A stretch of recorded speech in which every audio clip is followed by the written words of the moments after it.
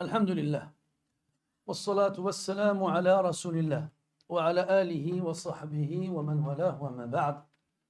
أيها الإخوة الكرام، نلتقي وإياكم في هذه الليلة المباركة التي هي 7 من شهر ربيع الأول لعام 47 و400 وألف للهجرة، الموافقة ل19 من شهر أغسطس لعام 25 و2000. كعادتنا في ليالي السبت نفتح كتاب الإمام أبي زكريا يحيى بن شرف النووي رحمه الله تعالى، الذي جمع فيه جملة من الأحاديث في فضائل الأعمال وسماه برياض الصالحين. ولم نزل في الباب 27 الذي هو بعنوان حرمات أو تعظيم حرمات المسلمين وبيان حقوقهم والشفقة بهم والرحمة عليهم. وكنا قد ختمنا بحمد الله عز وجل الحديث 11 من هذا الباب في الدرس الماضي، وشرعنا في قراءة الحديث 12 من غير أن نصل فيه إلى غايته، فسنعيد قراءته من أوله بإذن الله عز وجل، ثم نعلق عليه بما فتح الله عز وجل علينا، سائلين الله عز وجل أن يوفقنا لكل خير وأن يلهمنا الهدى والصواب والرشاد، وأن ينفع بنا البلاد والعباد، إنه كريم جواد. Mais très chers frères, nous nous retrouvons dans cette 7e nuit du mois de Rabi' al-Awwal de l'an 1447, c'est-à-dire le 29 août 2025. Comme chaque vendredi soir, nous nous retrouvons avec le livre de l'imam Abu Zakaria Yahya ibn Sharaf al-Nawawi rahimahullah ta'ala, livre dans lequel il a réuni un certain nombre de narrations prophétiques dans les actions vertueuses. Livre qu'il a intitulé Riyadou as-Salihin, le jardin des vertus. Et nous sommes toujours dans le 27e chapitre de cet ouvrage qui traite de la sacralité des musulmans, ainsi que des droits qu'ils ont les uns sur les autres, et de la miséricorde qu'ils se doivent d'avoir les uns envers les autres, ainsi que la compassion et l'indulgence. On a pu, alhamdulillah, la semaine dernière, clôturer la lecture du 11e hadith de ce chapitre-là. Nous reprenons. Nous avons aussi commencé la lecture du hadith suivant, sans aller bien loin. On va donc le reprendre depuis le début, en demandant à Allah Azza wa Jalla de nous octroyer la bénédiction dans notre temps et dans nos actions et nos paroles, ainsi que de nous inspirer des bonnes paroles et de faire de ces paroles-là des arguments pour nous et non contre eux. تفضل أيها القارئ الكريم. لا ابن عمر.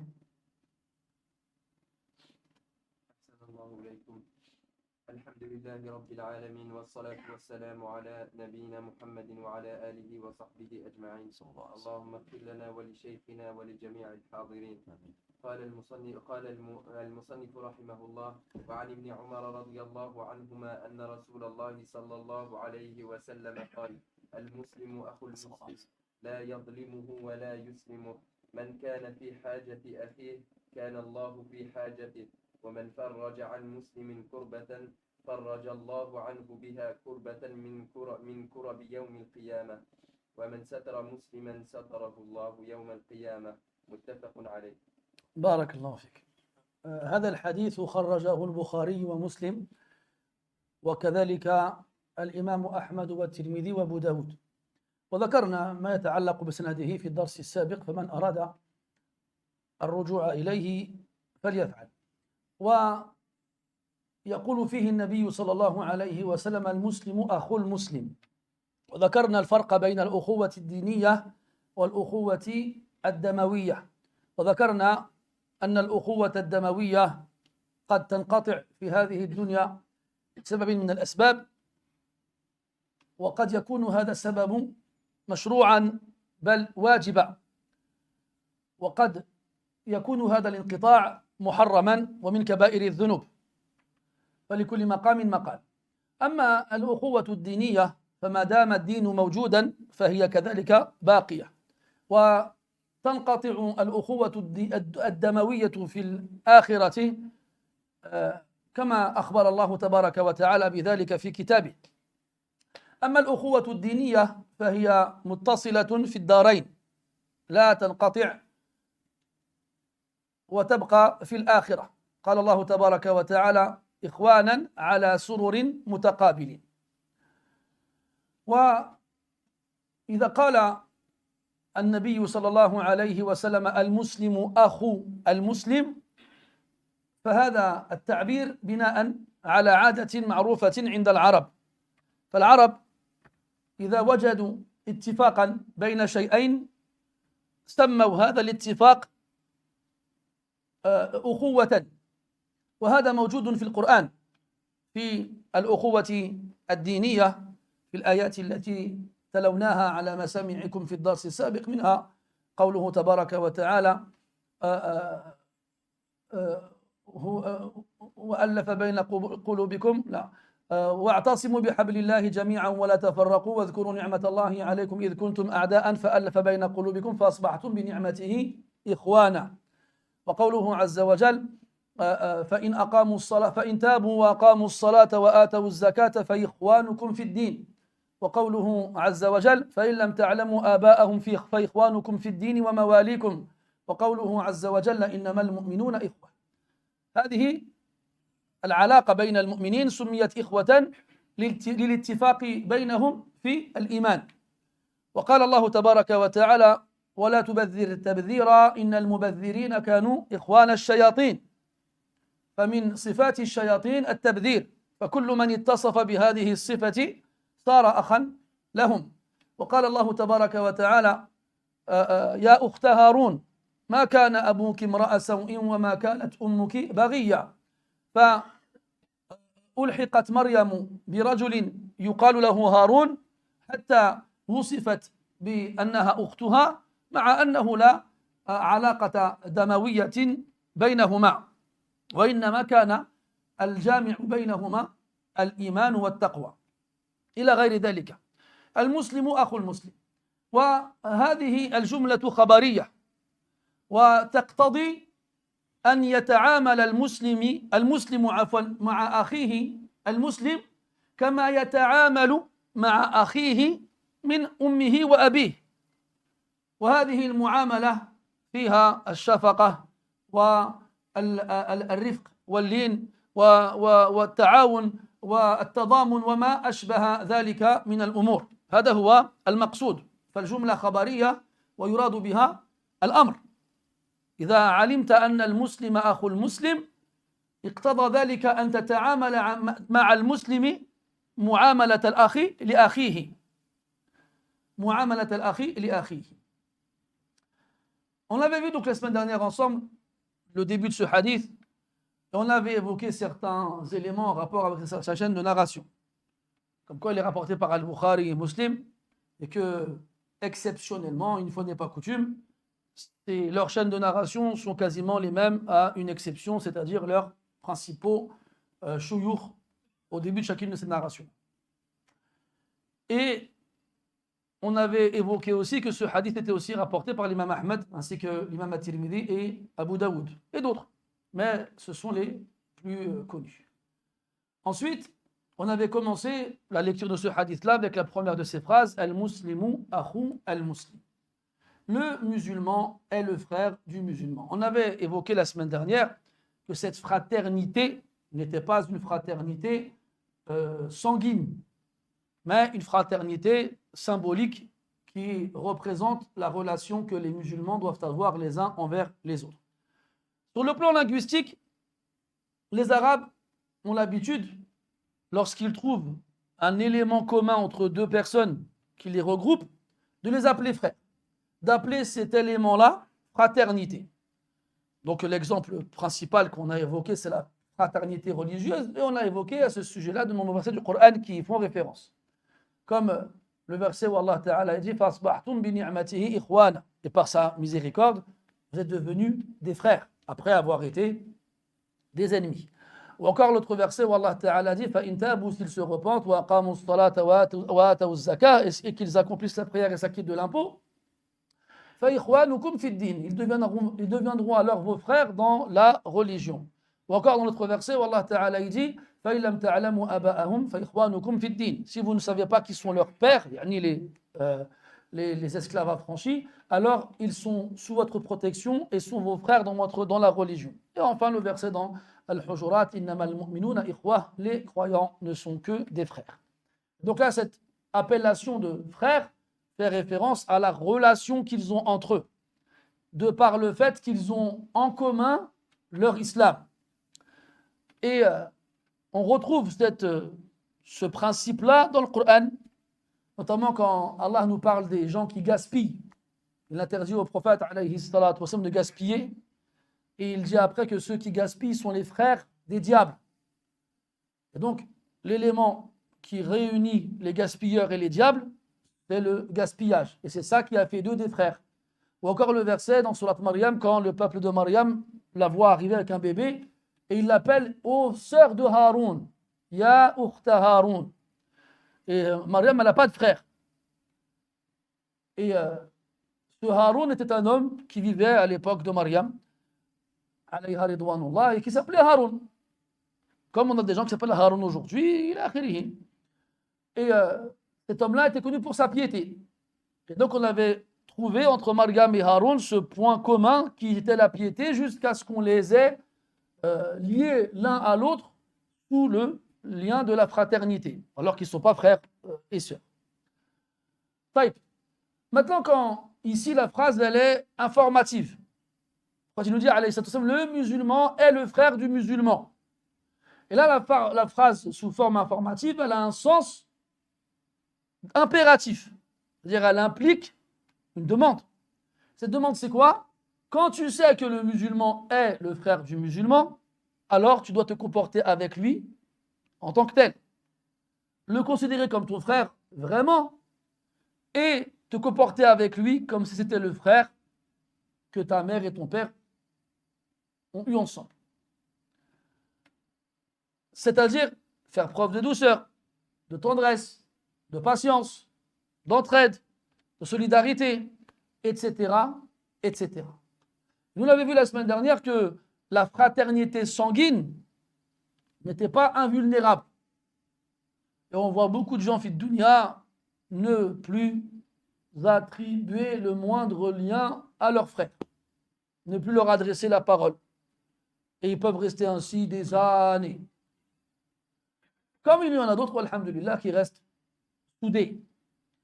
Ensuite, le fait de rompre ces liens sanguins aura un jugement qui variera en fonction de la situation. Dans certains cas, rompre le lien sanguin est obligatoire. Mais dans la plupart, c'est interdit. Et c'est un grand péché. Dans tous les cas, ce qu'il faut savoir, c'est que ce lien-là, même si on le conserve ici-bas, le jour de la résurrection, s'il n'y a pas de foi avec, alors il sera rompu. Comme on l'avait vu ensemble la semaine dernière avec le verset de Abasa wa Tawalla, quand Allah Ta'ala dit يَوْمَ يَفِرُّ الْمَرْءُ مِنْ أَخِيهِ وَأُمِّهِ وَأَبِيهِ وَصَاحِبَتِهِ وَبَنِيهِ. Le jour où l'homme fuira son frère, sa mère, son père, sa compagne et ses enfants. Le premier que tu fuiras le jour de la résurrection, c'est ton frère. Et tes amis intimes les plus proches, le jour de la résurrection, deviendront tes ennemis. Allah dit Al-akhillau yawma idhin ba'duhum li ba'din adu illa al-muttaqin. Les amis intimes et proches, ce jour-là, deviendront des ennemis les uns pour les autres, sauf les pieux.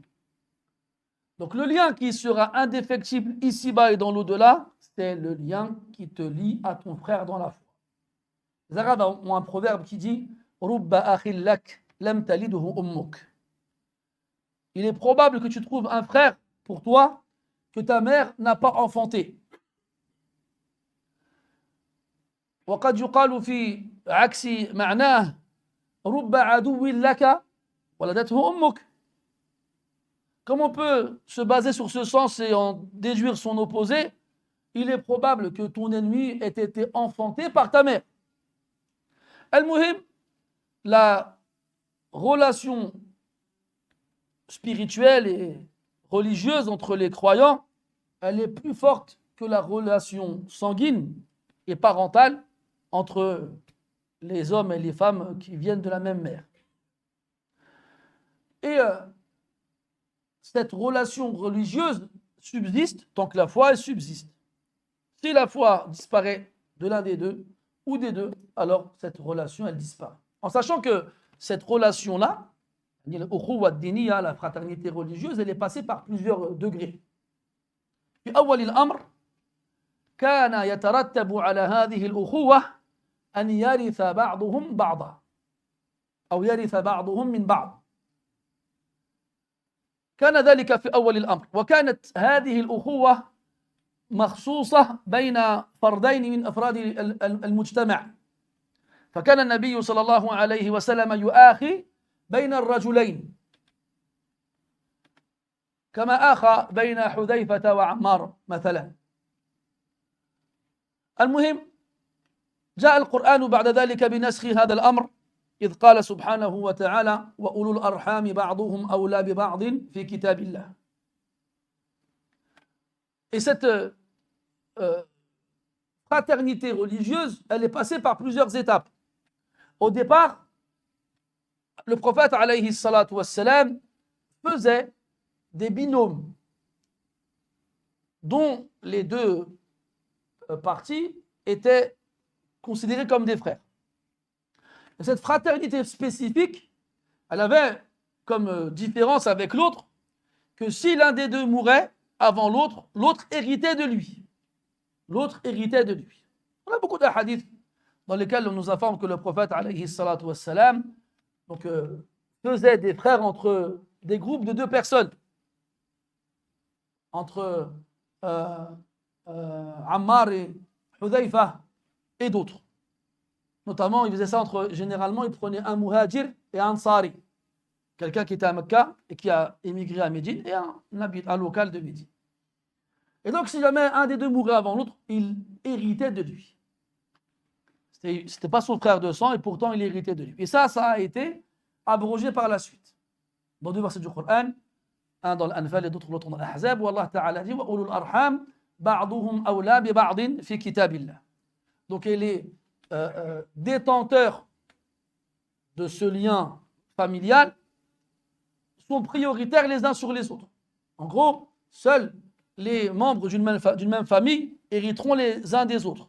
Amma la fraternité religieuse ne donnera pas le droit à l'héritage. Mais avant, c'était comme ça. Ça a été comme ça un certain temps, puis ça a été abrogé. Et then, qu'est-ce qu'on doit comprendre de cette phrase-là?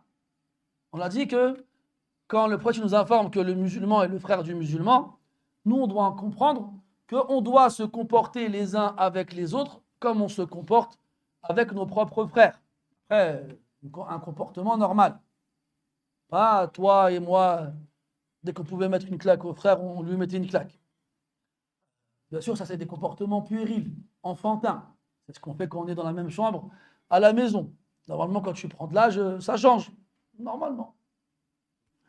Al-Muhim, donc comme tu as un certain comportement avec ton frère à la maison, le fils de ta mère et de ton père, ton frère de sang, eh bien tu dois te comporter ainsi avec ton frère musulman.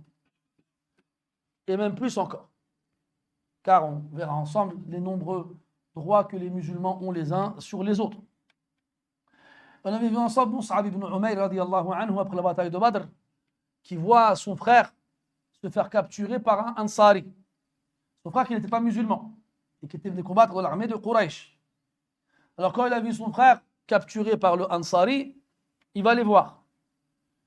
Et il recommande au Ansari de serrer les liens qui attachent les mains de son frère. Il lui a dit Shudda alayhi hablah aw withaqah fa inna ummahu dhatu mata'. Il serre bien la corde qui attache ses mains, car sa mère, elle a de l'argent. Sa mère, il n'a pas dit notre mère, il parle de sa mère. Et là, son frère, il est comme ça, les mains attachées, il pensait que son frère allait venir intercéder en sa faveur pour être libéré. Il lui dit Ahadihi wusatuka bi akhik. C'est comme ça que tu recommandes pour ton frère. Et là, il le regarde comme ça, il montre le Ansari, il lui dit Hada akhi dunak. C'est lui, mon frère, à ta place. C'est pas toi. Hada akhi dounak. Et les Sahaba, radiyallahu anhum, vous avez compris cette ukhuwa, cette fraternité. Et ils l'avaient surtout réalisé. Et les ulama, ils ont dit une chose très importante par rapport à ce hadith et les deux autres hadiths qui vont suivre après. Car ce hadith-là et les deux hadiths qui suivent après se ressemblent sur plusieurs éléments et chacun a des éléments absents dans les autres. Et ils nous disent أن قيامك بما يكون هذه الأخوة يجعلها تامة كما أن تركك لهذه الأمور يجعل أخوتك تنقص بقدر تركك لها. Ils nous disent, les ulama rahmatullahi alayhim, que cette fraternité, elle est liée donc aux éléments qui suivent dans les textes qu'on va voir ensemble. Et que plus tu t'efforceras de les réaliser, plus tu l'auras concrétisé et renforcé cette fraternité. Et à l'inverse, moins tu les respecteras, et moins tu auras réalisé cette fraternité, et plus elle sera faible et incomplète vis-à-vis de toi. On avait vu ensemble aussi que si cette fraternité elle est réalisée correctement fi dunya, elle perdure dans l'au-delà. Allah dit dans le Coran en parlant des gens du paradis wa naza'na ma fi sudurihim min ghil ikhwanan ala sururin mutaqabil. Nous avons retiré tout ce qu'il y a dans leur poitrine comme rancune avant de rentrer au paradis. Et nous ferons d'eux des frères qui seront allongés les uns face aux autres sur des divans. Ikhwanan. Paradis, il n'y a plus de problème. Et ce qui a fait des gens au paradis des frères, c'est l'absence de ril, l'absence de rancune, l'absence de rancœur. Et ça aussi, c'est un élément qui prouvera que tu considères les musulmans vraiment comme tes frères. Tu leur en veux pas. Quand bien même ils t'ont fait quelque chose. Comme Allah il nous demande à nous de dire par rapport à ceux qui nous ont précédés et devancés dans la foi, وَالَّذِينَ جَاءُوا مِن بَعْدِهِمْ يَقُولُونَ رَبَّنَا اغْفِرْ لَنَا وَلِإِخْوَانِنَا الَّذِينَ سَبَقُونَا بِالْإِيمَانِ. Et ceux qui viennent après eux, les premiers qui sont venus avant nous et nous ont devancés dans la foi, ils disent, ô notre Seigneur, pardonne-nous ainsi qu'à nos frères qui nous ont devancés dans la foi. وَلَا تَجْعَلْ فِي قُلُوبِنَا غِلًّا لِلَّذِينَ آمَنُوا. Et ne mets pas dans nos cœurs de rancune vis-à-vis de ceux qui ont cru. رَبَّنَا إِنَّكَ رَءُوفٌ رَحِيمٌ. Voilà la liaison entre la fraternité et l'absence de rancune et de rancœur vis-à-vis de ces frères-là. كان الله تعالى يقول لا يمكن أن تحمل في نفسك غلا لأحد الناس ثم تدعي أنه أخوك. الله أكبر. من الظلمات إلى النور. C'est comme si Allah il te disait subhanahu wa ta'ala que tu ne peux pas porter dans ton cœur vis-à-vis de cette personne que tu prétends avoir comme frère de la rancune. C'est pas possible. Ça ne va pas ensemble. Ça ne va pas ensemble. Al-Muslimu akhu al-Muslim. Et dans le Coran, Allah Ta'ala il dit Adhillatin ala al-mu'minin. Il dit Ruhama'u baynahum.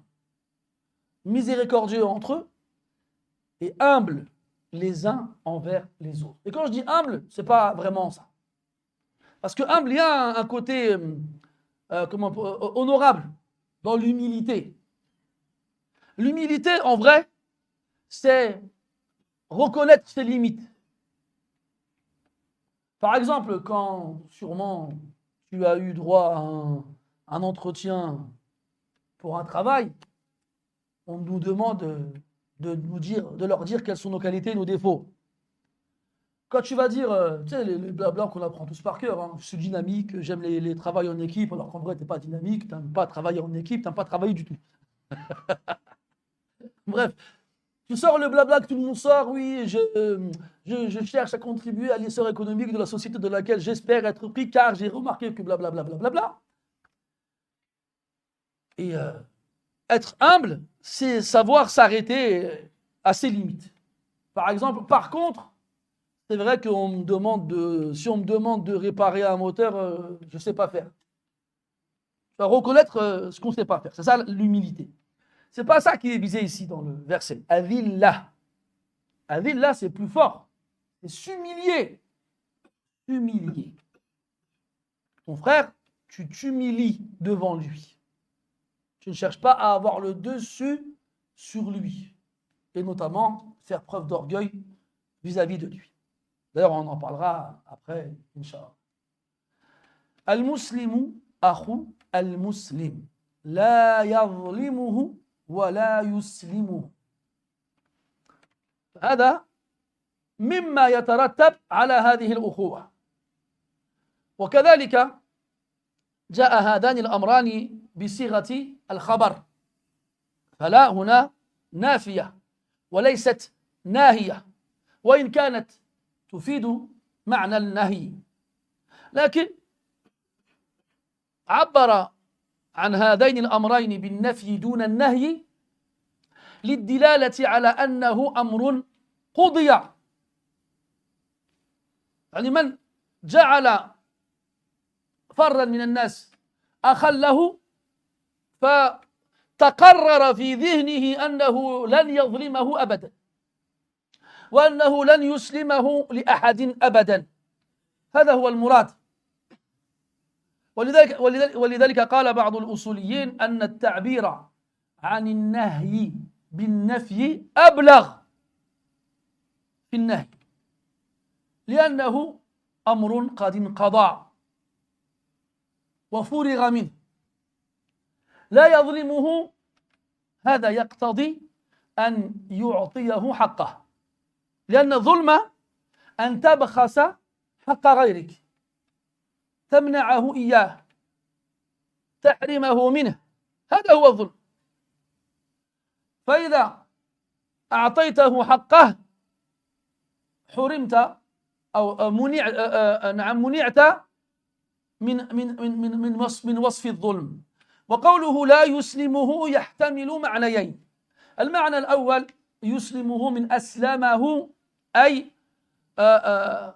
ألقاه إلى ما فيه هلكته، ألقاه إلى ما فيه هلكته بأن يدفعه إلى عدو له يريد أن يظلمه، سواء كان ذلك الإنسان عدوا له أو ليس بعدو له. وهذا يقتضي أمرا آخر، وهو أنك إذا أسلمته لمن له حق عليه لم تكن قد ارتكبت يعني نهيا. والمعنى الثاني قد ذكره بعض الشراح، أن الهمزة في الفعل أسلم هنا ليس بمعنى التسليم، وإنما هي همزة السلب، وهمزة السلب هي التي تسلب معنى الفعل في الأصل. فالأصل في الفعل في الأصل بمعنى سلم. وقولك أسلمته أي أزلت سلمه، كان في سلامة فأزلت منه ذلك الأمر. وإزالة السلامة تقتضي التخويف، فأنك جعلته في خوف، خوفته، هذا معنى صحيح. Puis il nous dit après alayhi salatu wassalam, la yadlimuhu wa la yuslimuhu. Donc ici, encore une fois, on a affaire à une phrase informative. Et quand on parle de phrase informative, c'est une phrase qui ne comporte pas de talab, de demande. On ne demande pas de faire quelque chose ici. On nous informe. On dit, après qu'on nous ait dit le musulman et le frère du musulman, on nous dit que le musulman ne lèse pas le musulman et ne le livre pas. Et déjà, ces deux éléments-là, qui viennent sous forme informative, après la première phrase, lui sert de précision.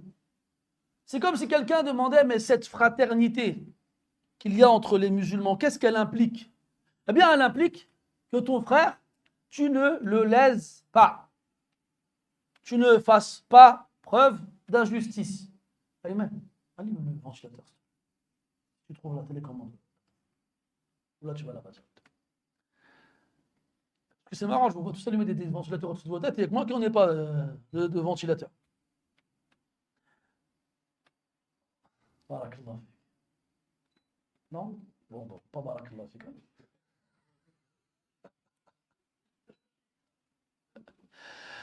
Barakallah. Quand on parle de léser, c'est de lui faire une injustice. Et quand on parle de lui faire une injustice ici, on parle du fait de ne pas lui donner son droit. Et là, quand on parle de fraternité, on parle des droits liés à la fraternité. Et on verra plus tard, Inch'Allah, de quoi il s'agit plus précisément. Donc, tu lui donnes les droits qu'il a sur toi. C'est ça, ne pas le léser. Et le léser, c'est l'en priver. Dès lors que tu prives ton frère des droits qu'il a sur toi, tu l'as lésé. Et la deuxième chose, il a dit la yuslimuhu. Il ne le livre pas. Du verbe aslama. Le verbe aslama, il a plusieurs sens en fonction des circonstances. Ici, on fait référence au fait de livrer quelqu'un à son ennemi pour qu'il lui fasse une injustice. C'est interdit. Ton frère musulman, tu ne le livres pas à son ennemi et au tien, au passage. On est censé avoir les mêmes ennemis. Je dis ça, vous avez compris. Parce que des fois, wallah, tu dis base. Vraiment. Ibn al-Qayyim, rahimahullah, il a ces deux vers extraordinaires où il dit أتحب أعداء الحبيب وتدعي حبا لهما ذاك بإمكاني وكذا تحب جاهدا أحبابه أين المحبة يا أخ الشيطان. Il disait, rahimahullah, est-ce que tu peux aimer les ennemis de ton bien-aimé et en même temps prétendre l'aimer? Cela n'est pas possible. Et de la même façon, tu voues une haine farouche assez bien-aimé. Où est l'amour? Où il est l'amour, mon frère du diable? Ya akha ash-shaytan. Tu peux, comme on dit en français, les amis de mes amis sont mes amis. Qu'est-ce qu'il y a? On dit pas ça? Toi, tu arrives en français, tu ne sais pas ce qu'ils sont en français.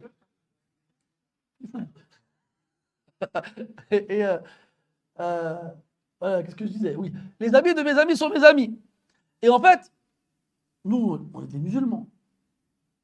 Eh bien, si quelqu'un est l'ennemi d'un musulman, tiens aussi.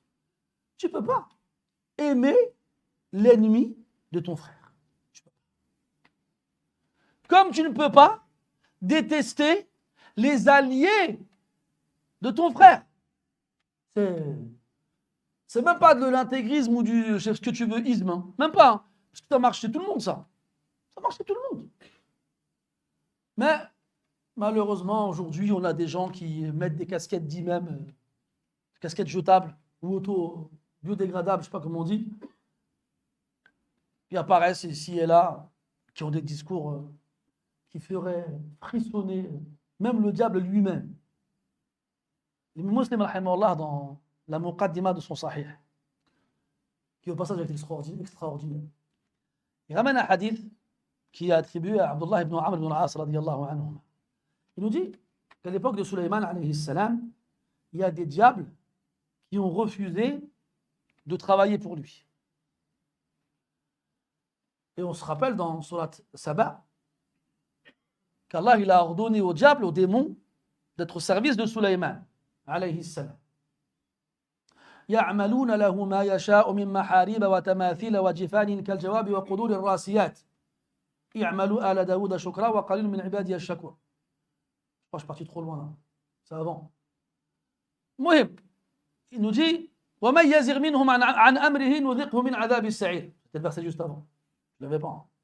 Tu l'avais? Si? Peut-être. نُذِقْهُ مِنْ عَذَابِ السَّعِيرِ. Donc Allah il a mis au service de Sulayman les diables, les démons qui travaillaient pour lui. وَمِنَ الشَّيَاطِينِ مَنْ يَغُوصُونَ لَهُ وَيَعْمَلُونَ عَمَلًا دُونَ ذَلِكَ. يَغُوصُونَ لَهُ, ça veut dire quoi, Rida? C'est-à-dire qu'ils plongeaient dans l'eau. Ils plongeaient dans les profondeurs de la mer et ils travaillaient pour lui. Comme dans l'histoire de Naml, quand قِيلَ لَهَا دُخُولِ الصَّرْحِ فلما رأته حسبته لجة وكشفت عن ساقيها. Donc ils ont construit sur la mer un sol en verre qui paraissait transparent. Donc ils plongeaient dans l'eau et ils travaillaient sur l'eau.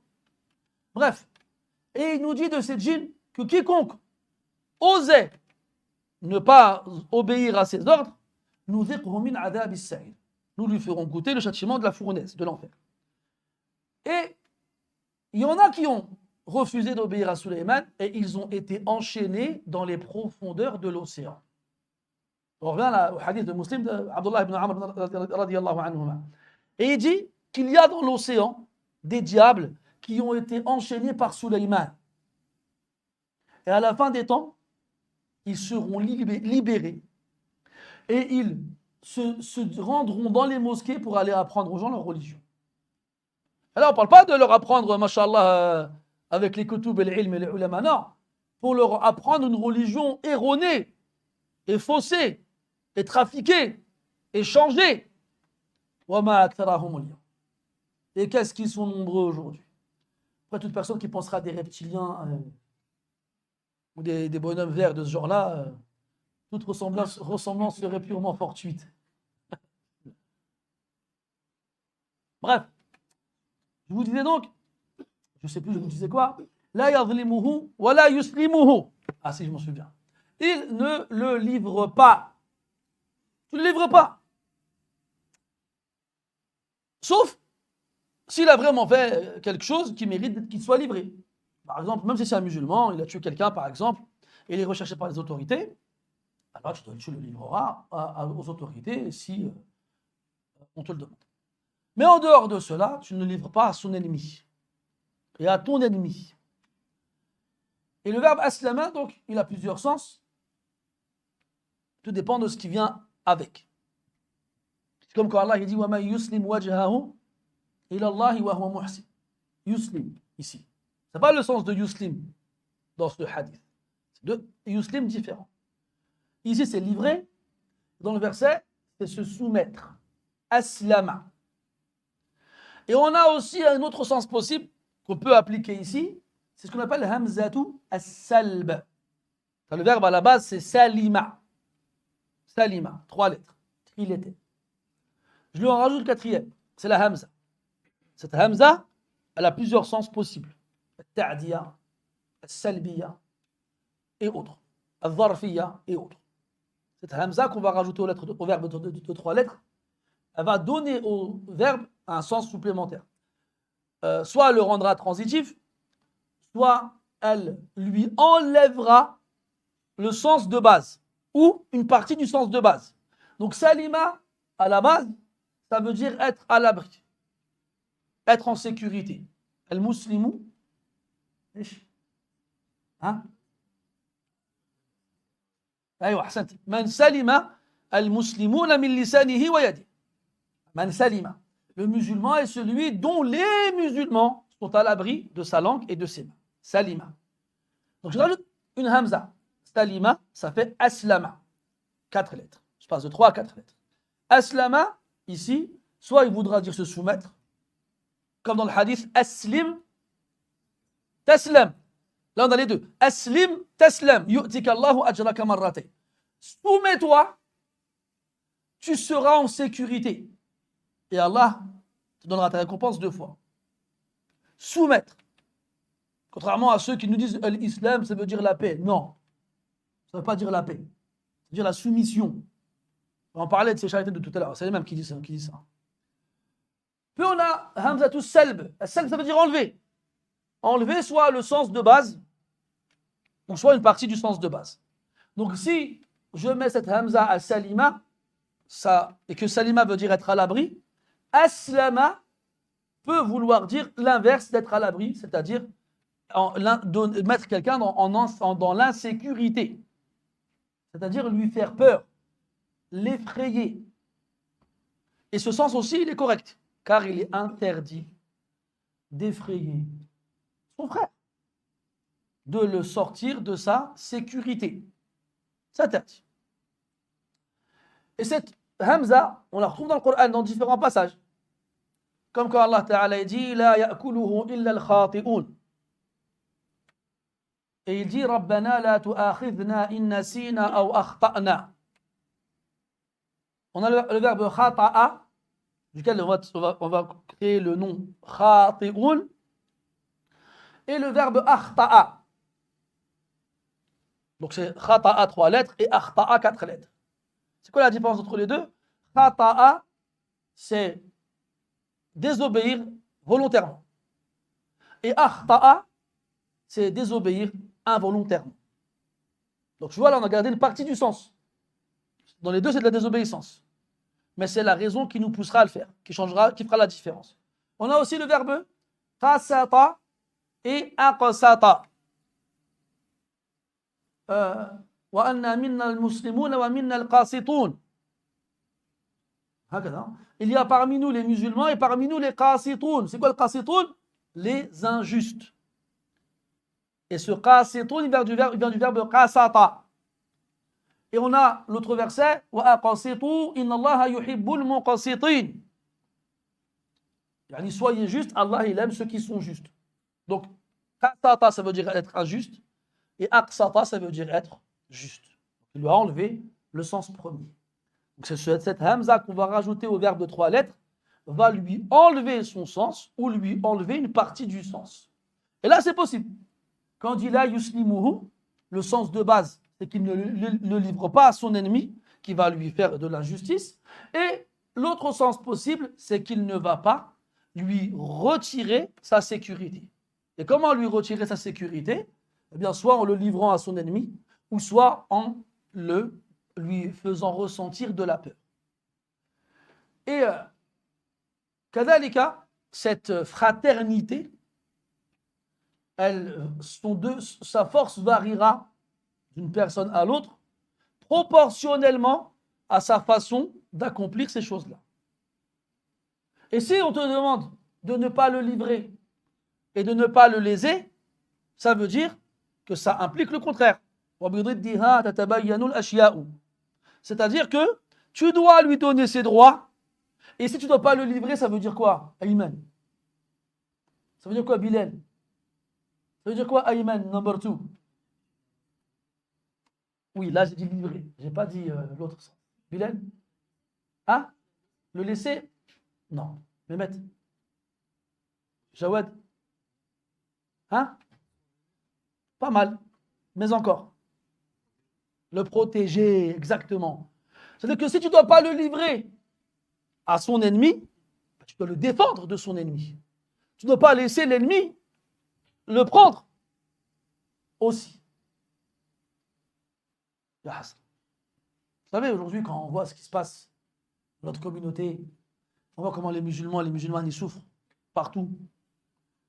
Et on est en colère, on est triste, on ressent beaucoup de choses. On a tendance à se focaliser sur ce qui se passe aujourd'hui. Mais on oublie que c'est vieux. Parce que nous, on arrive aujourd'hui, on ouvre les yeux sur des événements qui se passent actuellement, mais on oublie que c'est juste une succession d'événements en fait. Et que la base de tous ces événements-là, ce qu'on appelle l'effet domino, hein, il y en a un qui est tombé, il a fait tomber tous les autres, là c'est ça. C'est que dès le départ, des musulmans ont été abandonnés. Des musulmans ont été livrés à leurs ennemis. Des musulmans ont été attaqués. Alors qu'ils ont autour d'eux, je ne sais combien de musulmans, il n'y a que personne. Ça ne date pas d'hier, mes frères. C'est pour ça que quand on nous parle, quand on entend les gens chercher des solutions pour régler ces problèmes et tout ça, on parle d'un problème qui dure depuis longtemps. Et plus, justement, ce problème dure, plus la façon de le régler sera dure. Et quand on voit les gens qui essayent de régler le problème et leur façon de voir les choses, la yaziduna fi tini illa billah. Ils ne font que jeter de l'huile sur le feu. Parce que mes frères, les solutions pour régler le problème, on les connaît. Allah et son messager nous les ont données. Mais nous on se dit non, ces solutions-là, Ça ne nous intéresse pas. On va en chercher d'autres. Eh bien, continue de chercher. Continue de chercher. Tu n'es pas prêt d'en trouver. لا يظلمه ولا يسلمه ومن كان في حاجة أخيه كان الله في حاجته أي من كان ساعيا في قضاء حاجة أخيه جازاه الله تعالى جزاء وفاقا فسيقضي حاجته. فإذا وجدت نفسك محبوسا ولك حاجة ترغب فيها حتى تفك ما أنت فيه من الضيق فلا تبحث بعيدا ولكن انظر حولك في إخوانك من كان مثلك في ضيق وإذا وجدت عندك حلا لضيقه حتى استطعت أن تقضي حاجته فاعلم أن الله تعالى سيقضي حاجتك جزاء وفاقا. وهكذا كان السلف يفعلون. هكذا كانوا يفعلون. وهذه من أسهل الحلول لقضاء الحاجات لو كنا نعلم. Puis après, le prophète nous dit, alayhi salatu wassalam, on passe ici de la phrase informative à la phrase conditionnelle. C'est-à-dire que la première partie du hadith elle fait référence à la fraternité religieuse. Fraternité religieuse, elle implique que tu ne dois pas léser ton frère vis-à-vis de ses droits liés à cette fraternité. Et que tu ne dois pas le livrer à celui qui lui fera du mal. Tout comme tu ne dois pas non plus lui ôter cette sécurité qu'il doit avoir avec toi. Al-Muslimu, man salima al-Muslimuna min lisanihi wa yadihi. Maintenant, on nous parle d'un plus.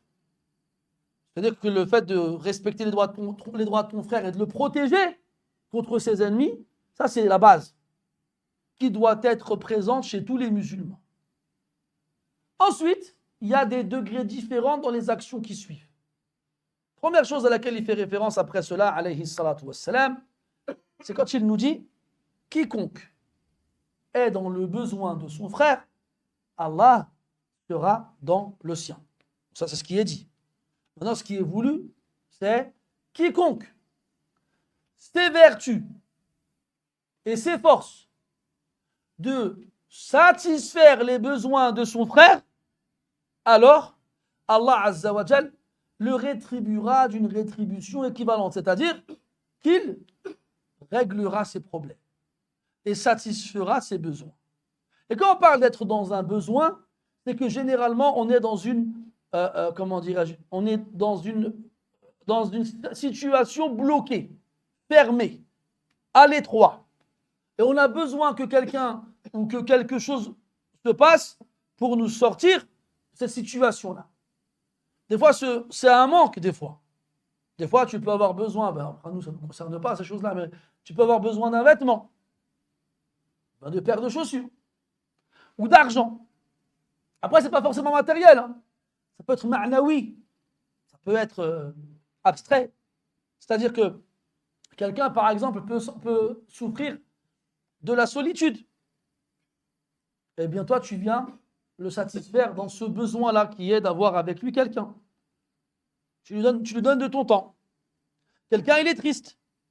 Il a besoin de quelqu'un pour le consoler. Des fois, il veut juste que quelqu'un lui fasse un câlin. Des fois, ça fait du bien les câlins.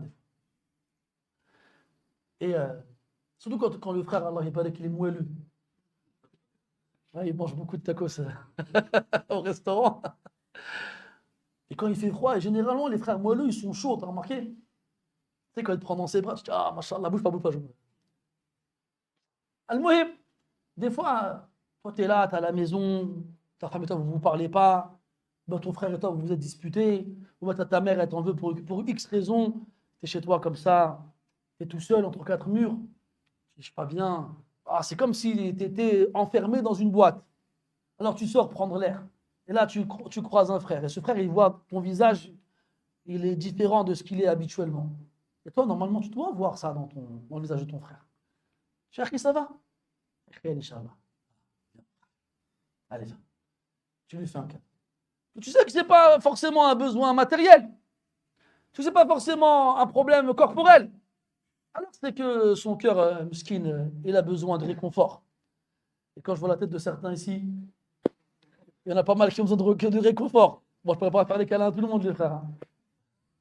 Ala kulli hal, tout ça pour dire, mes frères, que celui qui voit que son frère, il a un besoin, et qu'il le sait. Et puis, soit tu vas le voir, parce que tu connais, c'est ton frère. C'est pour ça qu'on nous demande de faire la prière à la mosquée tous les jours. De prier tous les jours ensemble. Que les gens du même quartier prient dans la même mosquée le plus souvent possible. Que tôt ou tard, forcément, on finira par se rendre compte. Puis on finira bien tôt ou tard par faire connaissance. Là, après, tu demandes. Ça va? T'es marié? Non. Ah, le ham du célibat. Quand je vois la tête de certains dans la salle, donc c'est un ham pour beaucoup de frères. Ou bien je travaille pas. Ou bien, oui, on connaît tous ces choses-là, mes frères. C'est pour ça, mes frères, on est censé pas, on prie à la mosquée ensemble, pas seulement parce qu'on doit coller nos épaules et nos talons. C'est pas que ça, mes frères. J'ai dit quoi, sallallahu alayhi wa sallam? تسوون صفوفكم أو لا يخالفن الله بين قلوبكم وفي رواية بين وجوهكم. Vous allez aligner vos rangs. Sinon, Allah, il séparera vos cœurs. Dans une version, vos visages. Ça veut dire quoi? Que l'alignement des rangs, il a un rapport avec l'union des cœurs et des visages. Les visages parce qu'on prie tous dans la même direction. On devrait se dire, attends, on est tous des musulmans, on est tous dans le même rang, on prie tous derrière le même imam, on prie tous le même Dieu, on prie tous dans la même direction, donc on est tous des musulmans. Donc nos cœurs, ils doivent être unis. Allah, il a dit au prophète, alayhi salatu wassalam, وَأَلَّفَ بَيْنَ قُلُوبِهِمْ لَوْ أَنفَقْتَ مَا فِي الْأَرْضِ جَمِيعًا مَا أَلَّفْتَ بَيْنَ قُلُوبِهِمْ وَلَكِنَّ اللَّهَ أَلَّفَ بَيْنَهُمْ. Il a dit au prophète, alayhi salatu wassalam, que c'est lui, c'est Allah, lui, qui a uni le cœur des croyants. C'est lui. Ya ayyuhan nabiyyu, hasbuka Allah, wa man ittaba'aka min al-mu'minin. Ça, c'est après ça. Le muhim, il a dit, c'est Allah Ta'ala qui a uni le cœur de ces hommes autour de toi. C'est pas toi. Et toi, si tu avais dépensé tout ce qu'il y a sur terre pour les unir, tu n'aurais pas réussi à les unir. C'est Allah Ta'ala qui peut faire ça. C'est lui qui unit le cœur des gens. Comme dans Ali Imran, فَأَصْبَحْتُمْ بِنِعْمَتِهِ إِخْوَانًا وَاعْتَصِمُوا بِحَبْلِ اللَّهِ جَمِيعًا وَلَا تَفَرَّقُوا وَاذْكُرُوا نِعْمَةَ اللَّهِ عَلَيْكُمْ إِذْ كُنْتُمْ أَعْدَاءً فَأَلَّفَ بَيْنَ قُلُوبِكُمْ. Et mentionnez, souvenez-vous du bienfait d'Allah sur vous lorsque vous étiez des ennemis et il a uni vos cœurs. Et par ça, grâce, il a fait de vous des frères. Des frères. Et donc, on prie tous ici, et le fait de se coller les uns aux autres, nos épaules, nos talons, eh bien, ça doit avoir un lien avec nos cœurs et nos visages. Nos visages, fil zahir, en apparence, hein, parce qu'on est tous dans la même direction, on fait tous les mêmes actions dans la prière, derrière le même imam, et fil batin, nos cœurs. Et à l'intérieur, nos cœurs. Comme nos corps doivent être sur la même longueur d'onde. Et pareil, après voilà, c'est une mas'ala sur laquelle la divergence, avec le hadith de Sulayk al-Ghatafani, rahmatullahi radiyallahu anhu, quand il est rentré dans la mosquée pendant le Jumu'ah et qu'il s'est assis directement alors qu'il faisait la khutbah alayhi salatu wassalam, il lui a dit t'as fait rak'atayn? Il lui a dit non. Il a dit lève-toi et fais les rak'atayn. Lève-toi et prie. Wa tajawaz fihima et fais les légères. Après il y en a certains savants qui disent que, et c'est une riwaya qui est rapportée par Abu Sa'id radiyallahu anhu, comme quoi il était pauvre, qu'il avait des vêtements raccommodés, déchirés, vieux et usés. Et comme quoi le prophète lui a demandé de se lever pendant la khutbah alors que tout le monde était présent et assis pour qu'il voit dans quel état il est, comme ça ils lui font des aumônes. Ça, c'est une version du hadith. Ibn Abd al-Barr dans Tamhid. Après, est-ce que c'est sahih ou pas? C'est une autre question. Mais dans tous les cas, en partant du principe où ça l'est, Regarde le qasd, regarde l'objectif, regardez votre frère, regardez ses vêtements, comprenez par vous-même. Comme Allah dit dans le Coran, La yas'aluna an-nasa ilhafa, yahsabuhumul jahilu aghniya'a min at-ta'affuf. L'ignorant, les voyants ne demandaient rien à personne, se dit qu'ils ne sont pas dans le besoin, alors qu'ils le sont. Il dit quoi? Ta'arifuhum bisimahum. Ta'arifuhum bisimahum, tu les reconnais par leurs traits. Tu les reconnais. Tu le sais. Mais est-ce qu'on fait attention à ça, mes frères? Est-ce que quand on fait la prière et qu'on arrive à la fin, Assalamu alaikum wa rahmatullah, Assalamu alaikum wa rahmatullah, il y en a qui restent, il y en a qui ne restent pas, qui partent tout de suite après, qui n'accusent personne. Je lui demande c'était qui lui-même, je ne sais pas. Il a récité quoi? Je ne sais pas. Il y a qui à côté de toi? Je ne sais pas. T'es pas sur la mosquée? Je ne sais pas. Et il y a ceux qui restent. Et parmi ceux qui restent, il y a celui qui fait subhanallah, subhanallah, subhanallah, subhanallah, subhanallah. Et après il part. Et il y a ceux qui restent. Inch'Allah, le tasbih, il est bien. Mais est-ce qu'ils font attention à ceux qui sont à côté d'eux aussi? Le prophète, alayhi salam, après la prière, le matin, il se retournait. Vous savez, les sahaba, radiyallahu anhum, personne d'eux ne partait tant que le prophète ne s'était pas retourné à cette ne partez pas. Quand tu finis la prière, tu te retournes, la moitié sont partis déjà. Ils attendent leur tour pour prendre leurs chaussures. Les sahaba ne faisaient pas ça, radiyallahu anhum. Ils ne partaient pas tant que le prophète ne s'était pas retourné à cette wassalam. C'est du adab ça, avec le prophète sallallahu alayhi wa sallam.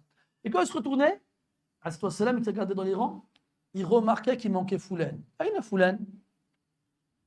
Il est où un tel? Après, on lui disait, il est malade. Ah, allez, on va le visiter. Ou bien, il avait un problème, un travail. Ah, on est venu, on va l'aider. Et s'il n'avait pas d'excuse, on va l'exhorter. Mouhim, tu ne laisses pas ton frère. Tu ne laisses pas ton frère. Toi, tu ne te rends même pas compte que ton frère n'est même pas là. Ça ne t'a même pas traversé l'esprit. Ça ne t'a même pas effleuré l'esprit. Même pas. على كل حال من كان في حاجة أخيه كان الله في حاجته. Et les salafs, ils disaient, et tous, mes frères, on est concernés par ça. Tous, à un moment ou à un autre, on a des besoins. Des besoins de plein de formes différentes. Et des fois, on ne trouve pas la solution. On n'arrive pas à satisfaire ce besoin. Eh bien, si tu veux un moyen très efficace pour qu'Allah il te facilite ta tâche et satisfasse ton besoin, eh bien, recherche tes frères et sœurs dans le besoin et satisfais-les leurs. Parce que ici, il n'a pas dit celui qui est dans le besoin de son frère sera dans son besoin. Non.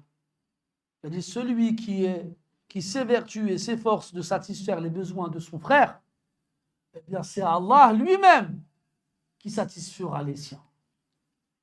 Allah Azza wa Jal. Celui qui n'a qu'à dire soit pour une chose, elle le sera. C'est Allah lui-même.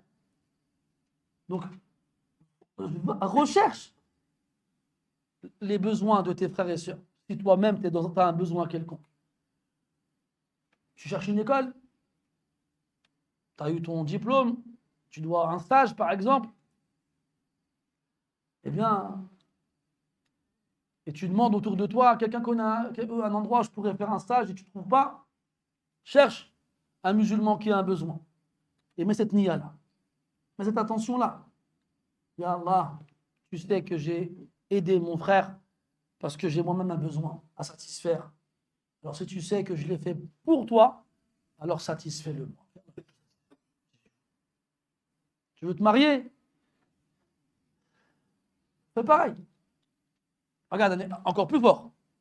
Imagine maintenant tu veux te marier. Et on dit, ah, machallah, il y a une sœur. Donc, tu sais que ton frère il veut se marier aussi. C'est chaud là. Tu dis, ouais, franchement, là, chir, t'abuses là. Mais si tu fais ce sacrifice, wallahi, akhi, la femme qu'Allah va t'offrir après ça, elle va satisfaire ton besoin. Haqqan. Parce que toi, tu veux te marier. Et on te propose une femme. Cette femme-là, elle est bien. Comme vous dites, elle est masha'Allah. Elles sont toujours masha'Allah avec vous, les sœurs. Before, a few moments later, elle est plus masha'Allah. Bref. Et, moi, je dis bêtises, je me perds. Donc, mais parce que tu as voulu satisfaire ton besoin tout seul. Et très souvent, ce besoin-là, il est, surtout quand on est jeune comme vous, il est purement physiologique. C'est un besoin humain qu'on essaye de satisfaire. Mais toi, tu as oublié que l'épouse, sa fonction, elle est au-delà du simple fait de servir à satisfaire le besoin physique. C'est au-delà de ça. Allah, il appelle dans le Coran, sakan, litaskunu ilayha, pour que vous soyez tranquille, apaisé. Tu es déjà assis dans un fauteuil qui masse. Comment c'est trop bien ce truc-là. Tu t'assois dessus, c'est du cuir, il est confortable. Déjà, il ne marche pas, tu es bien. Là, tu mets la pièce, tu appuies sur on, là, tu voyages. Là, tu sens tu ne veux plus bouger. Tu ne veux plus bouger. Tu vois, cette sensation-là, soukoun, ça vient de. Soukoun à la base, c'est diddul haraka. Ça veut dire l'immobilité. Tu ne bouges plus. Mais tu ne bouges plus parce que tu es tellement bien que tu n'as pas envie de bouger. C'est ça le soukoun. Eh bien, ton épouse, elle est censée t'apporter ça. Maintenant, toi, tu cherches une femme que pour satisfaire un besoin physique. Tu auras une femme qui t'apportera cette satisfaction, mais pas le reste. Donc laisse Allah choisir pour toi, c'est mieux. Hein.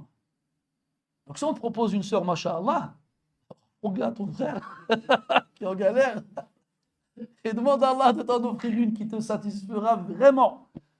Et Inch'Allah, tu ne seras pas déçu. Man kana fi hajati akhihi kana Allah fi hajati.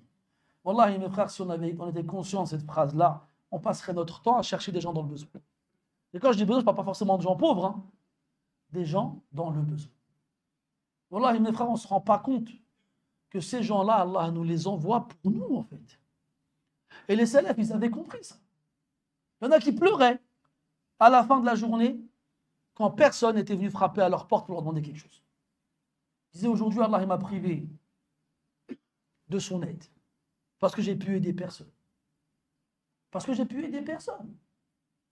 من كان في حاجة أخيه كان الله في حاجته. ثم قال ومن فرج عن مسلم كربة من كرب الدنيا فرج الله عنه كربة من كرب يوم القيامة. وفي رواية البخاري من كربات يوم القيامة. ومن فرج أصله من فرج ومعناه الفتح ومنه الفرج لأن الفرج فتحة في الجسد وفرج أي جعل شيئا مقفلا مفتوحا والمقصود الإزالة والكشف فكان الإنسان في كربة والكربة هي غمة في باطن الإنسان مشقة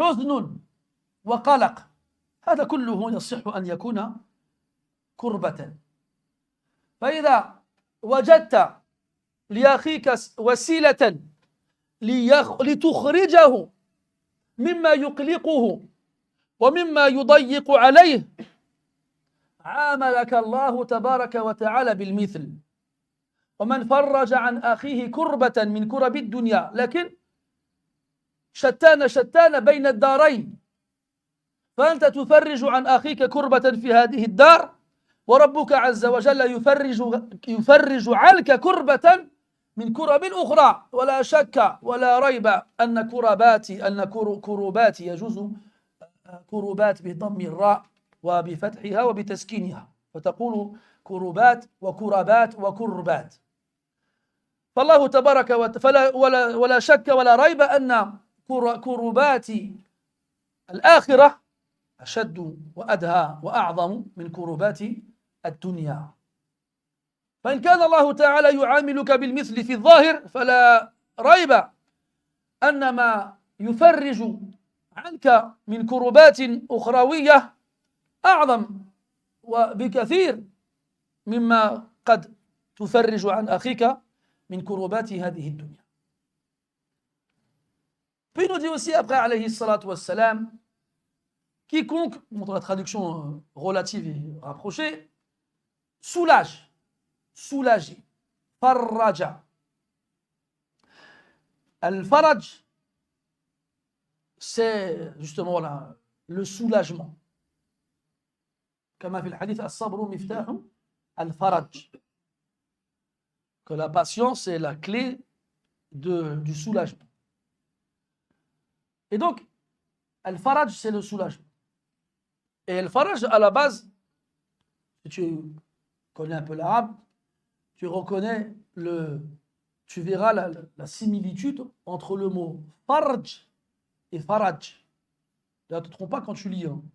Des fois, on a déjà lu des frères, ils ont lu des textes qui faisaient référence à al-faraj, ils ont dit al-farj. Ça n'a rien à voir. Hein. Même si c'est les mêmes lettres. Al-fa, al-ra ou al-jim.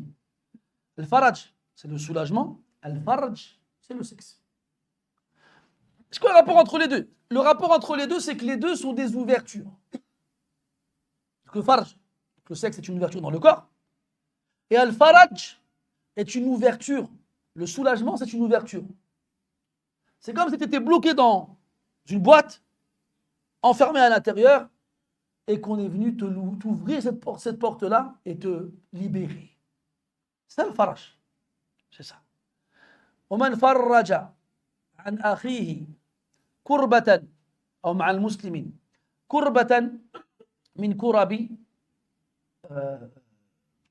فرج مع المسلمين كربة فرج الله عنه كربة من كرب يوم القيامة. Donc celui qui va soulager un musulman d'une courba, et al-karb ou al-kurba, c'est tout ce qui prend de la place dans ta poitrine comme souci, anxiété, angoisse, tristesse, difficulté, etc., etc. Et le fait qu'il cite cela après l'autre, c'est comme si chacun y répondait à une catégorie spécifique. Quand il a dit al-haja, c'est quelque chose de mali ou de maddi, quelque chose de matériel. Quand on l'a dit avant, celui qui s'efforce de satisfaire les besoins de son frère. Un besoin. Donc c'est comme si ici il visait les besoins matériels. Et après il dit وَمَنْ فَرَّجَ عَنْ مُسْلِمٍ كُرْبَةً. Et celui qui soulage d'un musulman une courba, donc un besoin là psychologique, spirituel, abstrait, un souci, une angoisse, une inquiétude, une tristesse, etc., etc. Quelque chose qui te ronge de l'intérieur. C'est ça le courba. Alors Allah tabaraka wa ta'ala fera la même chose avec toi. En apparence. Il a dit que Allah Ta'ala, il va te soulager d'une affliction. C'est pour ça qu'il traduit en français, quelque chose qui t'afflige. Des afflictions du jour de la résurrection. Et le jour de la résurrection, on sait qu'il y aura des afflictions. Les gens ils seront dans des états pas possibles. Ils auront peur, inquiets, ils seront tristes. C'est ça les afflictions du jour de la résurrection. Eh bien, si tu veux qu'Allah Ta'ala il t'épargne ces afflictions-là le jour de la résurrection, alors recherche des moyens de soulager tes frères des afflictions qu'ils ont ici-bas. Et Allah, il te soulagera aussi. Regarde Allah, il dit quoi dans le verset? Il dit « Inna alladhina sabaqat lahum minna al-husna ulaika anha mub'adun. La yasma'una hasisaha wa hum fi mashtahat anfusuhum khalidun. La yahzunuhumul faza'ul akbar. » Il a dit subhanahu wa ta'ala en parlant des pieux au jour de la résurrection qu'ils ne seront pas inquiétés ou attristés par la peur, la peur ultime, la peur grandiose, la plus grande des peurs. Ça veut dire que tout le monde aura peur, sauf eux, ce jour-là. Ils n'auront pas peur. Ils seront tranquilles. يا عبادي لا خوف عليكم اليوم ولا أنتم تحزنون الذين آمنوا بآياتنا وكانوا مسلمين. Ô mes esclaves, nulle peur ne sera sur vous aujourd'hui, et vous n'aurez pas à être tristes. Les gens auront peur. Connais le hadith al-shafa'a tawil, le long hadith de l'intercession. Quand les gens ne supporteront plus l'attente le jour de la résurrection, ils se réuniront, ils chercheront un moyen d'accélérer les choses. Alors ils se diront, il faut trouver quelqu'un pour intercéder en notre faveur et demander à Allah de réduire notre attente. Ils iront voir Adam alayhi salam. Et ils lui diront, Ya Adam, anta abul bashar ila akhirih. Ils diront quoi? Ala tara ma nahnu fi. Ala tara ma qad balagana. Ils vont dire, ne vois-tu pas dans quel état nous sommes? Ne vois-tu pas où nous sommes arrivés? Dans quoi? Dans la peur et la tristesse et l'inquiétude, etc., etc. C'est plus supportable. C'est plus supportable. Alors ils vont chercher un moyen de décourter l'attente. Parce que ce qu'ils ressentiront ce moment-là sera insupportable. C'est la plupart des gens. Sauf les croyants. Les croyants salihin, eh bien eux, ce jour-là, ils sont tranquilles. Moi, je nous dis, sallallahu alayhi wa sallam, que le croyant, le temps qu'il attendra le jour de la résurrection pour son jugement, sera comparable au temps qu'il y a entre deux prières, entre l'Asr et le Maghrib. Et plus tu as été pieux, et plus le temps d'attente sera court. Et ceux qui seront les plus pieux auront le temps le plus court. Le temps d'attente correspondra au temps dont tu as besoin pour faire rak'atayn. Et les autres, ils resteront debout pendant 50 minutes. ألا يظن أولئك أنهم مبعوثون ليوم عظيم يوم يقوم الناس لرب العالمين تعرج الملائكة والروح إليه في يوم كان مقداره 50,000 سنة 50 000 ans debout à se noyer dans leur sueur et à subir toutes sortes de châtiments en relation avec les péchés qu'ils accomplissaient ici-bas et notamment sur lesquels ils sont morts. Si tu sais, toi, si je te dis demain, mon frère, toi et moi, on va partir en voyage. On va aller dans un pays où d'abord il faudra traverser 1 kilomètre où la terre elle est recouverte de fils barbelés rouillés. Ensuite, on va devoir traverser un marécage sur 1 kilomètre où il y a des crocodiles. Ensuite, on va devoir traverser un terrain sur 1 kilomètre où il y a des scorpions et des araignées. Je dis ça, tu vas venir le lendemain matin en claquette? Non. Tu peux venir avec des claquettes et un Bermuda. Tu vas trouver tout ce que tu peux pour te protéger. Et pour ne pas être touché par les dangers que je t'ai annoncés. Allah Ta'ala t'a annoncé tous les dangers qu'il y aura le jour de la résurrection. Et il t'a expliqué comment en être protégé. Mais est-ce que tu fais en sorte d'être protégé? Et parmi les moyens d'être protégé de ces dangers-là, de chercher des musulmans qui sont affligés par des épreuves, qui sont dans le souci, qui sont dans la peine, qui sont dans la tristesse, et de les soulager, mes frères. Wallahi, mes frères, qu'on a l'impression, nous, quand on se regarde les uns les autres, tout va bien. Tout va bien. Mais pas loin de chez nous. Il y a des gens, ils vivent dans des situations, wallah, elles sont extraordinaires. Extraordinaires. On m'a parlé d'une femme, moi, hier, personne âgée, atteinte de sclérose en plaques. Et cette femme-là, elle n'a pas beaucoup de moyens. Elle vivait avec son fils. Et son fils s'occupait d'elle. Et son fils, il a eu un problème qui l'a imposé de quitter le domicile. Et elle s'est trouvée toute seule. Cette femme-là, pour se déplacer, elle doit ramper. Elle est toute seule. Personne pour lui faire à manger. Personne pour l'aider à monter sur son lit. Alors, son fils s'occupait d'elle avant ça. Cette femme-là, subhanallah, Allah lui a voulu du bien. Il a fait qu'elle a appelé quelqu'un, qui a appelé quelqu'un, qui a appelé quelqu'un, jusqu'à ce que ça nous arrive aux oreilles. Et pourtant, ce n'est pas des gens qui sont loin, genre à Mulhouse ou à Strasbourg ou je ne sais pas où encore. Ils sont à côté. Ils sont à côté. Et je vous assure, mes frères, que c'est loin d'être des cas isolés. Mais nous, ce qui compte, ça c'est notre satisfaction personnelle, notre confort personnel. J'ai des beaux vêtements, des belles chaussures, j'ai une belle voiture, j'ai de l'argent dans mon portefeuille, j'ai le dernier téléphone à la mode, je peux aller où je veux, quand je veux, je manque de rien à la maison. Pourquoi je me soucierais des autres? Tous les vendredis, on entend l'imam nous dire « Craignez Allah, craignez Allah, craignez Allah ». Et ils sont où ceux qui craignent Allah? Qu'Allah il nous compte parmi ceux qui craignent Allah. Et le hadith on le finira la prochaine fois, Inch'Allah. سبحانك اللهم وبحمدك نشهد أن لا إله إلا أنت نستغفرك ونتوب إليك وصلى الله على نبينا محمد وعلى آله وصحبه أجمعين والحمد لله رب العالمين وبارك الله فيكم.